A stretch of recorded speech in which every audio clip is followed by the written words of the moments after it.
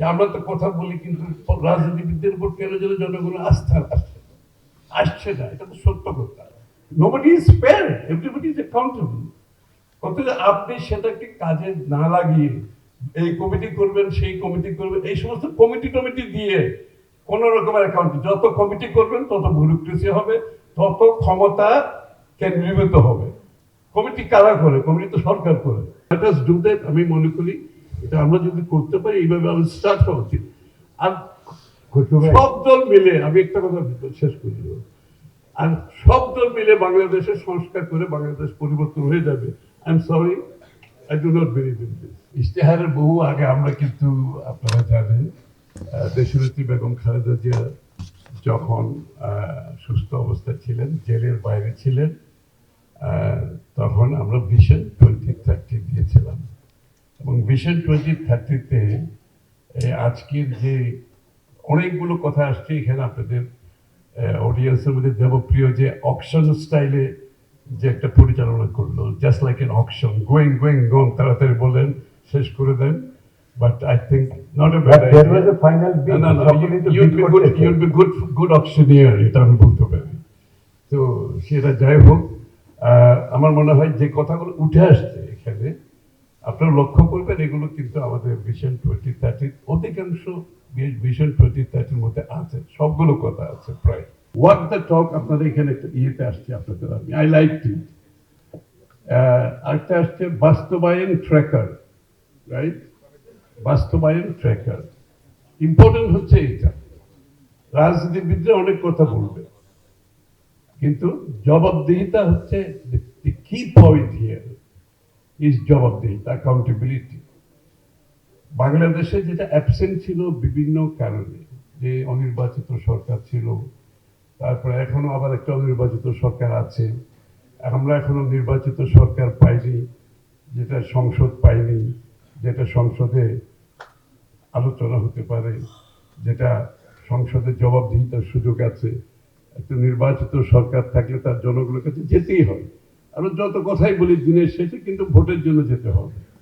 সুতরাং তার একটা সেখানে দায়িত্ববোধ থাকে, তার মনোযোগতে এটা কিছুটা হলেও কাজ করে যে আমাকে তো দিনের শেষে এখানে যেতে হবে, সংসদে তো নিয়মিতভাবে এটার সুযোগ আছে। আর তার বাইরে যেটা সিভিল সোসাইটির কথা যেটা আমি বলছি, এনজিওরা আছে, প্রাইভেট সেক্টর আছে, এই জায়গাটা তো আমাদের একটা জবাবদিহিতার বিষয় আছে, কিন্তু পার্লামেন্টের বাইরেও আছে। সুতরাং আমি যেখানে জোর দিচ্ছি আজকে, দ্য প্রমিসেস আর অল দেয়ার। আমরা সবাই প্রমিস করতেছি, ভালো ভালো জিনিস প্রমিস করতেছি, ভালো কথা বলছি। আমরা জবাবদিহিতা কিভাবে এনশিওর করব, এই through the process, parliamentary process, Democratic process, and through the civic পার্টিসিপেশনের মাধ্যমে আমরা কিভাবে জবাবদিহিতাটা করব। This is very important. আমি আশা করি আপনারা এই ধারা অব্যাহত রাখবেন। আমরাও কিন্তু অ্যাজ এ পলিটিক্যাল পার্টি আমরা কিন্তু এই কাজটা শুরু করেছি এই তাগিদ থেকে, যে আমরা তো কথা বলি কিন্তু রাজনীতিবিদদের উপর কেন যেন জনগণ আস্থা আসছে না, এটা তো সত্য কথা, বিশ্বাস করতে চাচ্ছে না। আমরা কি করা দরকার, এজ এ পার্টি আমাদের কি করা দরকার, যে জন্য আমরা কিন্তু এই প্রসেসটা শুরু করেছি। আপনারা লক্ষ্য করেছে আমরা কিন্তু অনেকগুলো সেমিনার করছি বিভিন্ন বিষয়ের উপর। এখানে কিন্তু কমপক্ষে 1 ঘন্টা আমরা কিউএনএ রাখি, কোয়েশ্চেন এন্ড আনসার সেশন, যেটা প্র্যাকটিসে কোনো সময় ছিল না।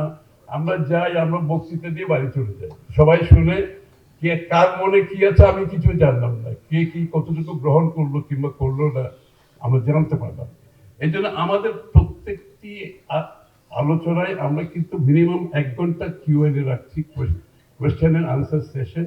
যেমন আমি বাংলাদেশের প্রত্যেকটি ডিভিশনে বিজনেস কমিউনিটির সাথে, বিজনেস লিডারশিপের সাথে মিটিং করেছি প্রত্যেকটি ডিভিশনে, এবং প্রত্যেকটি ডিভিশনে 1 ঘন্টা করে কিউএনএ রেখেছি।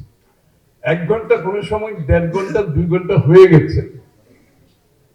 কারণ দেখা যাচ্ছে বক্তব্য QnA as becomes more important, কারণ তখন তারা তাদের কথাগুলো যখন বলতে থাকে, এই সেশনটা আমরা অব্যাহত রাখবো আগামী দিনেও। আমি বলছি ক্ষমতা আসলেও এটা আমরা অব্যাহত রাখবো। আমি একটা কিউ দিতে চাই আর কি। সেটা হলো আমাদের তো বয়স হয়েছে, দেখে আসছে অনেকগুলো সরকার আর কি। আমরা দেখি সরকারের একটা হানিমুন পিরিয়ড থাকে। প্রথম 1-2 বছর ওই এইরকম ভালো কথা, আলাপ আলোচনা এগুলি থাকে, তারপর সরকার আস্তে আস্তে ফেল করতে থাকে, আর সে ক্রিটিসিজম আর নিতে পারে না।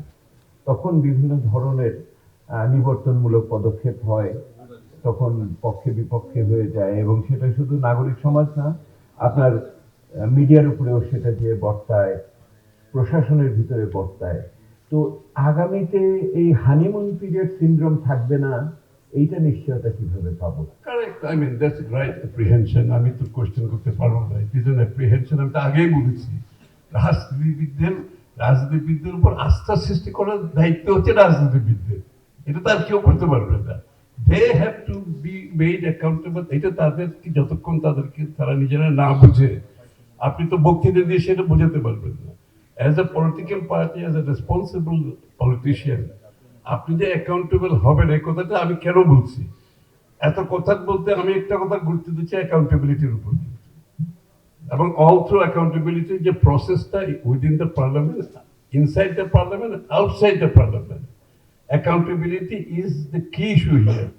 হোয়াট আমি প্রবীর যেটা করতেছি সেটা তো ঠিক আছে, কিন্তু আমার জবাবদিহিতার অভাবে কিন্তু এটা হারিয়ে যাচ্ছে, বারবার বারবার হারিয়ে যাচ্ছে। তা আমি এই জন্য জোর দিচ্ছি। বাট এগেইন, তোমার ইউর অ্যাপ্রিহেনশন ইজ কারেক্ট, যে হানিমুন পিরিয়ডের পরে গভর্নমেন্ট আইসোলেশন, বাবল, এগুলো তো common. You get into bubble, তুমি লোকজন থেকে সরে যায়, রাজনীতিবিদরা ক্ষমতা মাথায় চলে আসে, গণতন্ত্র নিচে নেমে যায়। সুতরাং এগুলো তো আমরা দেখেছি, এগুলো তো ইটস রিয়েলিটি অফ লাইফ। তো আমার মনে হয় বাংলাদেশের মানুষের মনোজগতে যে পরিবর্তনটা আসছে, দিস ইজ রিফ্লেক্টিং। এটা যারা আগামীতে রাজনীতি করতে চাইবে, be a politician or a political party, এইটাকে যারা ধারণ করতে পারবে না, এই পরিবর্তনটাকে, I don't think they have a political future in Bangladesh. আমি মনে করি মানুষের এক্সপেকটেশন লেভেল, প্রত্যাশা, আকাঙ্ক্ষা অনেক উচ্চ পর্যায়ে এখন। সুতরাং এটা রাজনীতিবিদদের ধারণ করতে হবে, পলিটিক্যাল পার্টি। ওয়াই আমি নিজের থেকে কেন বলছি যে আপনারা অ্যাকাউন্টেবিলিটি, জবাবদিহিতার কথা কেন বলছি, এই কারণেই বলছি আমি, যে আপনার অ্যাকাউন্টেবিলিটি যত বাড়াতে পারবেন তত সাকসেস থাকবে। Nobody is fair, everybody is accountable.